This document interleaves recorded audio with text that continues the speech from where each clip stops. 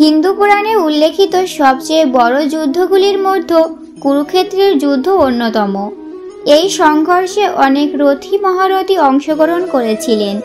ইতিহাসে যুদ্ধ তো অনেক হয়েছে, তবে এই যুদ্ধে বেশ কিছু ঘটনা কখনো কখনো মানুষকে চমকে দেয়। যখন মহাবীর কর্ণের কারণে যুদ্ধক্ষেত্র ত্যাগ করতে হয়েছিল শ্রীকৃষ্ণ ও অর্জুনকে, কিন্তু কেন? সকলকে আমাদের চ্যানেলে স্বাগত। আজকে আমাদের আলোচ্য বিষয়, কেন কর্ণের জন্য শ্রীকৃষ্ণকে যুদ্ধ থেকে চলে যেতে হয়েছিল। এই বিষয়ে বিস্তারিত জানতে ভিডিওটি অবশ্যই শেষ পর্যন্ত দেখবেন। কুরুক্ষেত্রের যুদ্ধের দশম দিনে পাণ্ডবরা শিখণ্ডীকে সামনে রেখে ভীষ্মকে আক্রমণ করেছিলেন এবং শেষ পর্যন্ত অর্জুনের বাণে মহাময়ী ভীষ্ম শরশয্যা গ্রহণ করেছিলেন।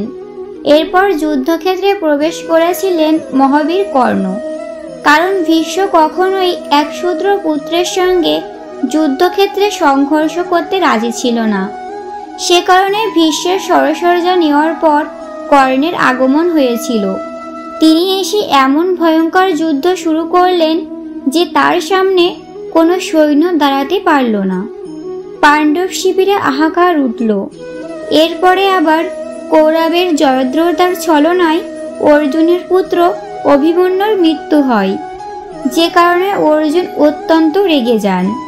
শেষ পর্যন্ত শ্রীকৃষ্ণের লীলায় অর্জুন দুষ্ট জয়দ্রথাকে বধ করেন। সেদিন রাতের বেলায়ও যুদ্ধ থামেনি।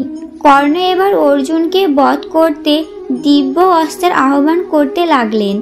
শ্রীকৃষ্ণ বুঝতে পারলেন যে কর্ণ ইন্দ্রের দেওয়া শক্তি অস্ত্রের আহ্বান করছেন, যা এতটাই বিধ্বংসী অস্ত্র যে তার সামনে কেউই দাঁড়াতে পারবে না।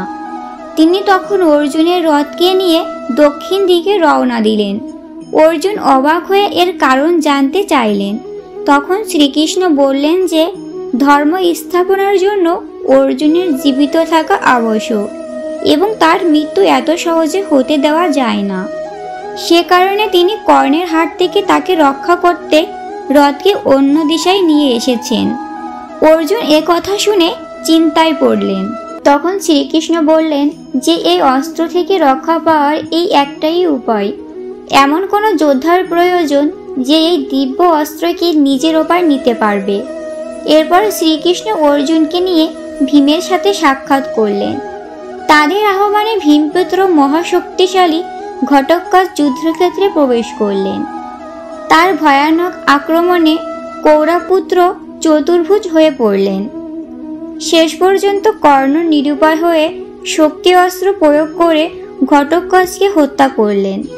অর্জুনের বিরুদ্ধে এই অস্ত্র প্রয়োগ করতে না পারায় তার খুব আফসোস হলো।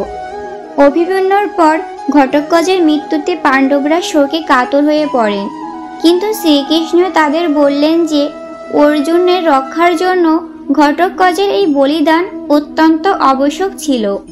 এই ছিল কর্ণের সেই মহাবীরত্বের কাহিনী, যেখানে অর্জুনের প্রাণ রক্ষা করতে শ্রীকৃষ্ণকে যুদ্ধক্ষেত্র ত্যাগ করতে হয়েছিল। তাহলে ভাবুন তো কর্ণ কত বড় মাপের যোদ্ধা ছিলেন। আজকের ভিডিওটি ছিল এই পর্যন্ত। ভিডিওটি ভালো লেগে থাকলে অবশ্যই লাইক, কমেন্ট ও শেয়ার করতে ভুলবেন না।